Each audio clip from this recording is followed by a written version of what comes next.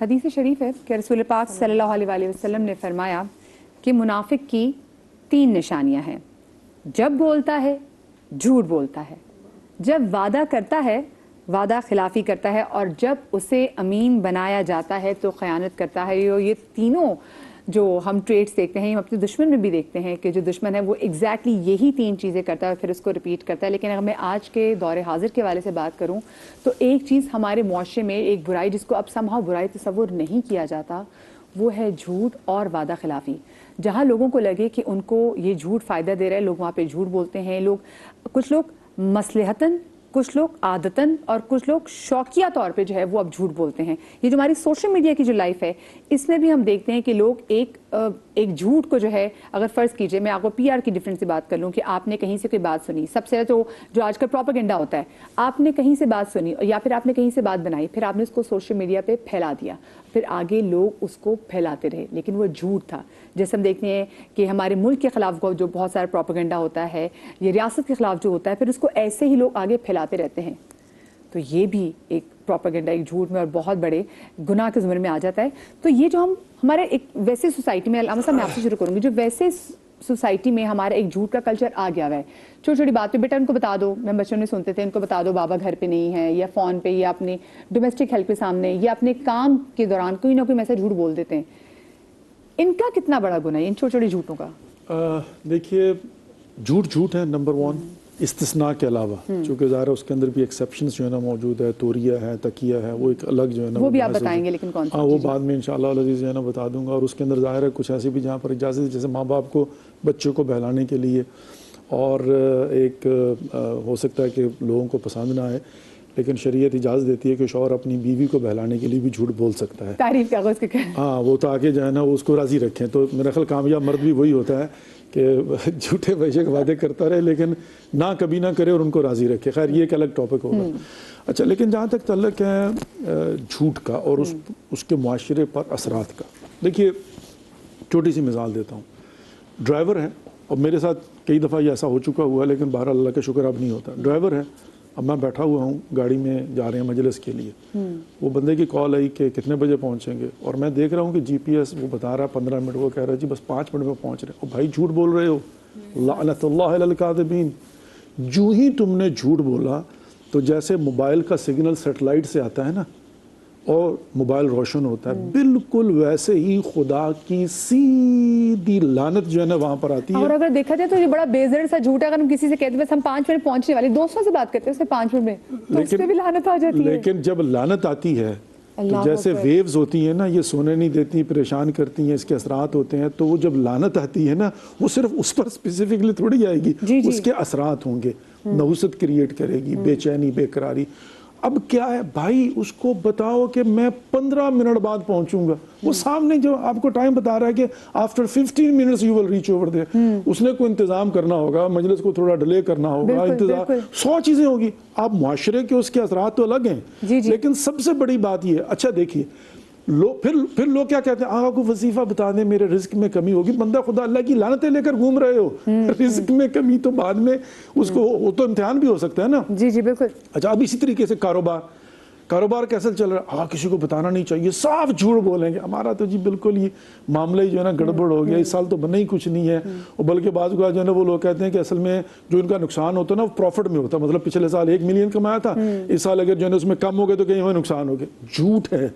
تو اگر آپ جھوٹ بولیں گے تو اسے کیا ہوگا, اللہ رب العزت کی جو ہے نا سیدھی کی سیدھی لعنت آئے گی. اس لوگ سے کہتے ہیں نہیں ہمارے پاس سوری ہمارے پاس پیسے نہیں, ہم آپ کی ہیلپ نہیں کر سکتے. کچھ لوگوں میں دیکھتی ہوں وہ کہتے ہیں نہیں ہمارے سر میں بڑی درد ہو رہی ہے, اور طبیعت بالکل حشاش بشاش ہوتی ہے, لیکن اپنی طبیعت کے بارے میں بھی جھوٹ بول رہے تھے, یا پھر جھوٹا بہانہ بنا دیتے کہ اماں ابا کی طبیعت ٹھیک نہیں ہے. لیکن وہ اگر توریہ کے زمرے میں آ جائے گا, میں نے پہلے عرض کیا نا کہ توریہ کا مطلب یہ ہوتا ہے کہ مصلحتاً ایسی بات کو کرنا کہ سمجھنے والا کچھ اور سمجھے لیکن آپ کا کہنے کا مقصد کچھ اور ہو. تو اس میں مثال کے طور پر اگر پوچھا جائے کہ ڈاکٹر زبیر کہاں پر ہیں, مطلب ڈاکٹر زبیر ہیں, میں کہوں جی یہاں نہیں ہے, تو کہنے کا مقصد کیا کہ یہاں پر نہیں ہے, یہاں پر تو ہے نا. تو یہ توریہ ہوتا ہے. اور تقیہ, اگر آپ کی جان خطرے میں ہے, آپ کا ایمان خطرے میں ہے, اپنی جان بچانے کے لیے وہاں پر آپ جھوٹ بھی بول سکتے ہیں, آپ کو اجازت دی جاتی ہے, یہ بھی شریعت کے اندر جو ہے نا موجود ہے. جیسا کہ میں نے عرض کیا کہ ظاہر بیوی کے ساتھ اگر آپ نے وعدہ کرنا ہو یا بچوں کے ساتھ کرنا, لیکن بہرحال at the end of the day جو صریحاً جھوٹ ہے اس سے اجتناب کرنا چاہیے، ویلا گھر میں بے سکونی ہوگی، معاشرے میں بے سکونی ہوگی، بے اعتمادی ہوگی، نحوست کی دیواریں کھڑی ہوں گی، کاروبار سے برکت اٹھ جائے گی، دعائیں قبول نہیں ہوں گی. کیوں؟ اس لیے کہ کسی اور کے ساتھ نہیں، سیدھا اللہ رب العزت کے ساتھ آپ کا معاملہ، اور خدا کی لعنت ہے جو آپ پر پڑتی ہے، نظر نہیں آتی لیکن اس کے اثرات ہوتے ہیں. اللہ اکبر، اللہ اکبر. اچھا، جو کچھ جگہوں پہ اشارہ کیا گیا تو وہ ایسی کون سی جگہ ہیں جہاں پر جھوٹ بولنا جس کا گناہ نہیں ہے، جیسے انہوں نے بات کی نا، جہاں پہ جھوٹ بولنا جائز ہے، یا کہ جب یہاں کسی کی جان بچا سکیں، وہ بتائیے گا پلیز. جی دیکھیے، ایک تو یہ ہے کہ ہمارے نبی صلی اللہ علیہ وسلم سچ کے ساتھ آئے ہیں، وہ صادق و امین ہے. والذی جاء بالصدق وصدق بہ اولئک هم المتقون. جو نبی علیہ السلام کی تصدیق کرنے والے ہیں وہی متقین ہیں. تو اگر ہم نے تقوی کی راہ پر چلنا، اور رمضان کا بھی مقصد یہی ہے لعلکم تتقون، تو ہم نے جھوٹ سے اجتناب کرنا ہے. بہرحال یہ جو آپ نے اشارہ کیا، مجھے ایک بات کرنی ہے کہ اب آپ دیکھیے کہ رات سے الجزیرہ پہ اور دنیا کے کئی بڑے میڈیا اس پہ ہاؤسز پہ پروپیگنڈا چل رہا ہے، جی جی بالکل، حقیقت کے برخلاف. تو اس کے حوالے سے قرآن کیا کہتا ہے؟ اذا جاءکم فاسق بنبأ فتبینوا. جب تمہارے پاس فاسق خبر لے کے آئے نا، تو اس کو آپ نے آگے نہیں بڑھانا بلکہ اس کی تحقیق کرنی ہے. اور وہ جتنے لوگوں تک جھوٹ پہنچے گا تو آپ کو اس کا گناہ ملے گا. اللہ یہ کہ جھوٹ بولنے کی جہاں اجازت ہے، دو لوگ ناراض ہیں، ان میں جھگڑا ہو گیا، صلح نہیں کر رہے، تو میں ایک کے پاس چلا گیا، میں نے کہا بھائی وہ آدمی تو آپ کی بڑی تعریف کر رہا تھا، آپ کے حق میں تو بہت اچھی باتیں کر رہا تھا، اس کا دل نرم پڑے گا. دوسرے کے پاس چلا گیا کہ وہ آپ کی تعریف کر رہا تھا، وہ اگرچہ دونوں ایک دوسرے کو برا بھلا کہہ رہے ہوں گے، لیکن ہم نے ان کی لڑائی کو بڑھانے کے لیے نہیں بلکہ اس پر پانی ڈالنے کے لیے اگر یہ کام کیا تو شریعت میں اس کی اجازت موجود ہے. جیسے علامہ صاحب نے دیگر چیزیں بتائی ہیں. تو وہاں جیسے بچہ ہے، اب بچے وہ کہتا ہے میرے لیے چاکلیٹ لے کے آؤ باہر سے، مجھے اس کے بغیر نہیں رہنا، اور ڈاکٹر کہتا ہے اس کو کھلائی، تو اس کا جو ہے نا وہ طبیعت مزید گڑبڑ ہو جائے گی. تو اب والد صاحب اگر بچے کو بہلانے کے لیے کوئی بات کرتے ہیں تو شریعت میں اس کی بہر صورت جو ہے نا وہ اجازت موجود ہے. تو لیکن اگر ہم کیا کہتے ہیں راہ عزیمت پہ چلیں تو پھر تو کہیں پہ بھی جھوٹ نہیں بولنا چاہیے. رخصتیں وہ الگ چیز ہے، عزیمت جو ہے نا وہ ایک الگ چیز ہے. اور ہمارے لیے مشعل راہ نبی علیہ السلام کی ذات ہے، اہل بیت اطہار ہیں. دیکھیے حضرات حسنین کریمین کس طریقے سے جو ہے نا وہ زندگی کے شب و روز گزار رہے ہیں. آپ کو میں نبی علیہ السلام، وہ تو اللہ کے نبی ہیں، آپ کو ان کی زندگی میں ایک لمحے کے لیے بھی شائبہ جھوٹ کا نہیں ملے گا. جھوٹ تو جھوٹ ہے، یعنی ایسے سچے لوگ تو ان کو پیش نظر رکھیں. اور حضرت مولا علی کرم اللہ وجہ الکریم آپ دیکھیے کہ ہمیں ہر کام اللہ کے لیے کرنا ہے. میدان جنگ ہے، آج جنگ کی بات بھی ہو رہی ہے نا، تو جنگ میں آپ نے دشمن کو لٹا دیا، قتل کرنے کے در پہ ہیں کہ اس نے آپ کے منہ پہ تھوکنے کی کوشش کی. میں نہیں کہتا کہ تھوک، میں تو کہتا ہوں کوشش کی، وہ تو طاہر و مطہر لوگ ہیں، لیکن کوشش کی تو آپ نے اس کو چھوڑ دیا. اس نے کہا کیوں چھوڑ دیا؟ اب تو آپ کو زیادہ مجھے مارنا چاہیے. آپ نے فرمایا وہ میں سب کام اللہ کے لیے کر رہا تھا، یہاں میری ذات آ گئی. تو اپنی ذات کے لیے بابا جھوٹ نہ بولیں، دنیا کے فوائد کے لیے نہ بولیں. جو کام بھی کریں، کسی کو قتل کرنا ہے نا، جیسے میدان کارزار میں اب ہو رہا ہے، تو آپ اللہ کے لیے کریں. چھوڑنا ہے تو اللہ کے لیے چھوڑیں. آپ سارے کام من حب للہ و ابغض للہ و اعطى للہ و منع للہ فقد استکمل الایمان. ایمان مکمل کرنا ہے تو ہر بات اللہ کی ماننی ہے. پھر عزیمت کی راہ پہ چلیں تو آپ کو اخروی فوائد ملیں گے. کتنی پیاری بات کی. یہ جھوٹ برکت کا کتنا بڑا دشمن ہے. جہاں جھوٹ بولا جاتا ہے وہاں برکت ختم ہو جاتی ہے، برکت اڑ جاتی ہے. اچھا، ابھی بچوں کے حوالے سے بھی بات ہو رہی تھی نا، جو مائیں بچوں کو یہ کہہ کر ڈرا رہی ہوتی ہے نا، جن آ جائے گا اور فلاں آ جائے گا اور سو جاؤ، تو یہ اس طرح کے جھوٹ ہم بچوں سے نہیں کہہ سکتے ہیں. یہ ممنوع ہے کیونکہ ان کے براہ راست ان کے دماغ پر اثرات مرتب ہوں گے، ان کے ذہن پر اثرات مرتب ہوں گے. تو اس طرح کا جھوٹ بول کر مائیں یہ جان نہیں چھڑا سکتی ہیں کہ بھئی وہ چڑیل آ رہی ہے اور نام رکھے ہوتے ہیں، شگو آ رہی ہے، فلاں آ رہا ہے، یہ آ رہا ہے، وہ آ رہا ہے. تو اس طرح کا مائیں بھی بیچاری تھک جاتی ہیں پھر جب ان کو ہوتا ہے کہ بچوں کو سنائے تو پھر مائیں بیچاری. ابتدا میں آپ نے ایک اور اشارہ کیا تھا کہ ہم بہت سارے لباس بیچتے ہوئے، خواتین جو لباس بیچ رہی ہوتی ہیں، آج کل بہت ساری خواتین کام بھی کرتی ہیں تو وہ اس کا نقص نہیں بتاتی ہیں اور وہ چھپا دیتی ہیں. تو اب آپ تو برکت کے لیے بیٹھی ہیں نا، خرید جو بھی آپ بیچ رہے ہیں اس میں برکت ہو، آپ کے مال میں برکت ہو. پھر بھی کہتے ہیں ہم اتنا کمانے کے باوجود بھی برکت نہیں ہے. تو برکت کیسے ہو کہ جب آپ دھوکہ دے رہے ہیں. نبی آخر الزمان صلی اللہ علیہ وسلم ارشاد فرما رہے ہیں من غش فلیس منا، جس نے دھوکہ دیا وہ ہم میں سے نہیں ہے. یعنی اس کے اندر سے ایمان کی جو صفت ہے نا وہ ختم ہو جاتی ہے. تو کوشش کریں. اور آخرت میں جس نے جس کو دھوکہ دیا ہے، مثال کے طور پر آج کل کے لڑکے بہت سارے لڑکیوں سے یہ وعدے کرتے ہیں کہ ہم تم سے شادی کریں گے. یہ ہمارے معاشرے میں عام ہے، اس طرف اس لیے توجہ دلا رہی ہوں. تو یہ یاد رکھیں جنہوں نے آسرے دیے لٹکایا خواتین کو، تو یہ ذہن میں رکھیں کہ قیامت کے دن اللہ رب العالمین کی جانب سے ہر دھوکے باز جس نے کسی کو دھوکہ دیا، اللہ اکبر، فریب میں رکھا، قیامت کے دن اسے وہ ایک جھنڈا دیا جائے گا اور اس میں لکھا ہوگا کہ فلاں نے فلاں فلاں کو اس وجہ سے یہ دھوکہ دیا ہے۔ تو آپ سوچیں کہ آخرت میں کیا ہمارے اندر اتنے گرڈز ہیں کہ ہم وہاں پر وہ جھنڈا لے کر کھڑے ہو سکیں کہ فلاں کو دھوکہ دیا، فلاں کو دھوکہ دیا، اور ایسے کیسے کتنے جھنڈے ہوں گے جن کا ہم بوجھ اٹھا سکیں گے۔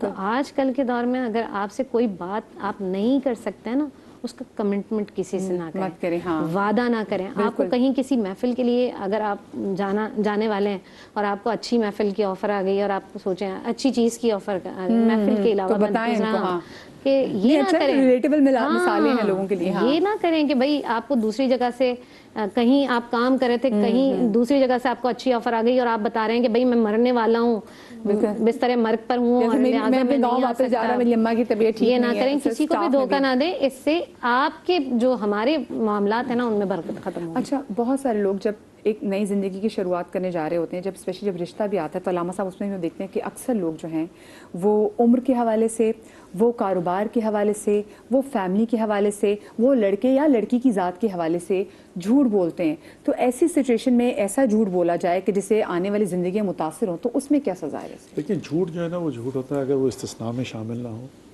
اور دوسری بات یہ ہے کہ بالخصوص رشتوں کے معاملے میں تو حتیٰ یہ استثناء غیبت میں سے ہے۔ استثناء غیبت کا مطلب یہ ہے کہ ہم کسی کی عیب جو ہے نا اس کی غیر موجودگی میں بیان نہیں کر سکتے۔ اگر کوئی شخص آ کر مجھے کہے کہ مجھے میری بیٹی کا رشتہ آیا ہے اور آپ اس کو جانتے ہیں تو یہ بتائیں کیسا ہے، تو مجھ پر ذمہ داری بنتی ہے کہ میں یہاں پر اس کی غیبت کر سکتا ہوں، حالانکہ حرام ہے، نمبر ایک۔ نمبر دو، میں اس بات کی طرف بھی اشارہ کروں کہ مجھے نہیں پتا، ہو سکتا ہے کہ میں آؤٹ آف ٹچ ہوں۔ اکثر جب مثال دی جاتی ہے نا تو ہم یہی کہتے ہیں کہ لڑکے جو جھوٹ بولتے ہیں، جو ایسے ابھی سسٹر نے کہا، میں انکاؤنٹر نہیں کرنا، ہمیں چاہیے کہ ہم بیٹھ کر یہ بات کریں کہ وہ لڑکی دھوکہ دے لڑکے کو یا لڑکا دھوکہ دے لڑکی کو، دونوں صورتوں میں ان کے کانسیکوینسز جو ہے نا وہ یہ ہوں گے، چونکہ یہاں پر آج کے معاشرے میں ایسا نہیں ہے کہ لڑکیاں مظلوم اور لڑکے ظالم ہیں، لڑکے دھوکہ دیتے ہیں، بلکہ ہو سکتا ہے کہ میرے پاس جو مثالیں ہیں اس میں جو ہے نا لڑکیاں زیادہ دھوکے باز ہیں، اور لیکن یہ ہے کہ مطلب ظاہر وہ عورت کارڈ نکال کر ویری کرتا ہے نا کہ ہم آپ امریکہ کی بات کریں، ہم پاکستان کی مثالیں حتی پاکستان کا معاشرہ سسٹر ایسی بات نہیں ہے، پاکستان کا معاشرہ بھی جو، اور معذرت کے ساتھ، انتہائی معذرت کے ساتھ، آج یہ ماہ مبارک رمضان ہے، ویسے انہوں نے جو مفتی صاحب نے بات کی تھی نا انٹرنیشنل پروپیگنڈا کی، میں اس پر بھی چھوٹی سی بات کرتا چلوں کہ ہماری ذمہ داری بنتی ہے کہ ہم آنکھیں بند کر کے دنیا جو پروپیگنڈا کرتی ہے اس پر توجہ نہ دیں۔